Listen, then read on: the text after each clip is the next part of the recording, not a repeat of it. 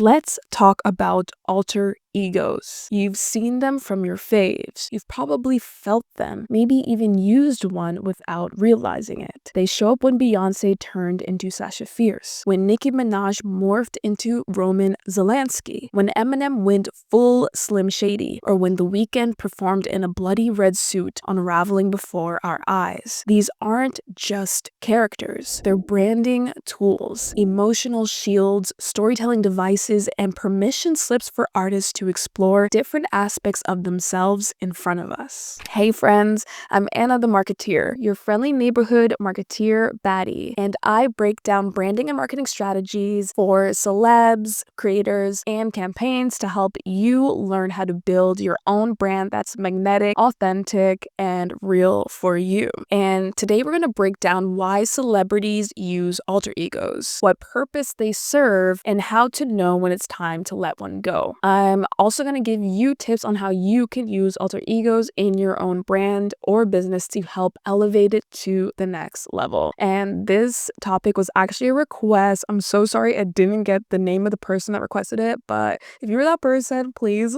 leave a comment down below. But shout out to the marketeer who requested this. You are iconic, and this was really cool topic and a really fun video to make. But first, I know most of you following me are not subscribed to my channel. If you've been liking my videos, hit subscribe right now to support the channel and get weekly breakdowns just like this. And if you join my newsletter Marketeers Memo, you'll get a free download of my authentic branding checklist that will help elevate your current branding and give you tips on how you can show up authentically online. The link is in the description. And you can also listen to these episodes on Spotify. The link is also in the description. Now, let's break it down. What is an alter ego? An alter ego is a constructed identity, a version of you that amplifies certain traits while muting others. It doesn't have to be a whole costume or a whole different character. It can be a mood, a lens, or a side of you that usually stays hidden but takes center stage when your brand calls for it. Think of these iconic examples. Sasha Fierce is Beyonce's fearless, sensual, and commanding performance self. Roman Zelensky is Nicki Minaj's unhinged, chaotic, and boundary-pushing character. And Slim Shady let Eminem say the wildest things with a layer of detachment. Alter egos let artists explore extremes, but most importantly, they protect the core identity. They create a boundary between the brand and the human. The psychology behind alter egos. So there's actually science here. Psychologists call it self-distancing. When you step into an alter ego, you gain perspective. You can act bolder, take risks, and access new creativity because it doesn't fully feel like you. It feels like a role that is taking the risk, not your most vulnerable self. That is why some people perform better when they pretend to be someone else. It lowers anxiety and increases focus. Think of athletes who enter beast mode, or creators who call themselves by their brand name before going on camera. Alter egos become emotional armor and emotional access. You get to protect your soft self while expressing your sharpest edges. And audiences will eat it up because it creates its own version of mythology around you.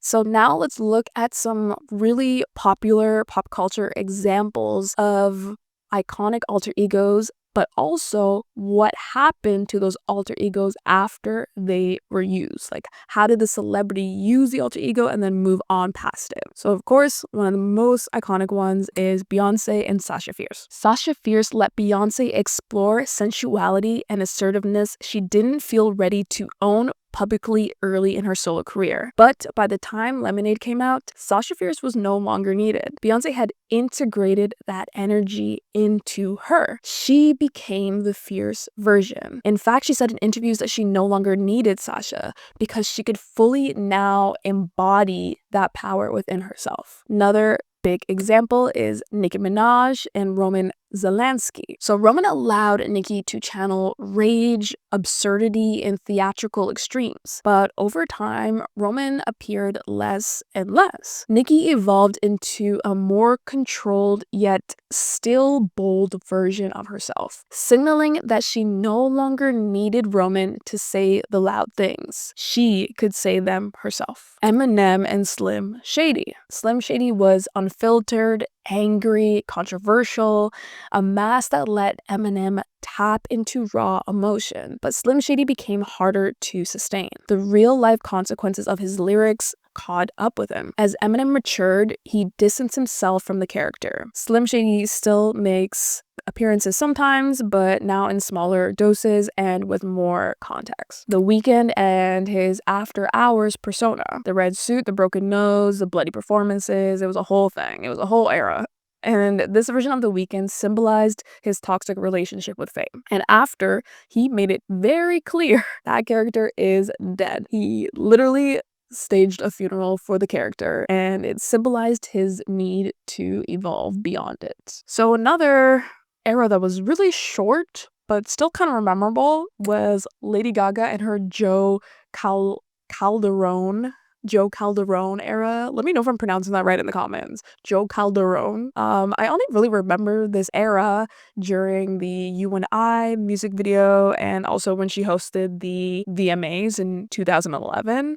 But this persona for Lady Gaga, the male persona, challenged gender expectations and allowed her to fully subvert her own fame. But as we noticed, Joe was not a long-term character. Like, I don't even know if he went past 2011. Maybe he had a little hint of him in 2012, but definitely not a long-term character. Gaga eventually moved on to explore more direct versions of vulnerability in Joanne and, of course, in A Star is Born, where she made her big acting debut. Tyler, the Creator, and Igor. Igor was a full sonic, visual, and emotional shift for Tyler. It allowed him to explore heartbreak in a way that felt stylized, masked, and dramatic. And when it was over, he shed the wig and returned to a more evolved version of himself. These alter egos were never meant to be forever. They were containers for these artists, temporary but powerful vehicles for growth. And when the artist no longer needed the persona or the mask, they simply let it go and moved on. How creators and brands can use alter egos. So what does this mean for you? You don't need to invent a whole new character,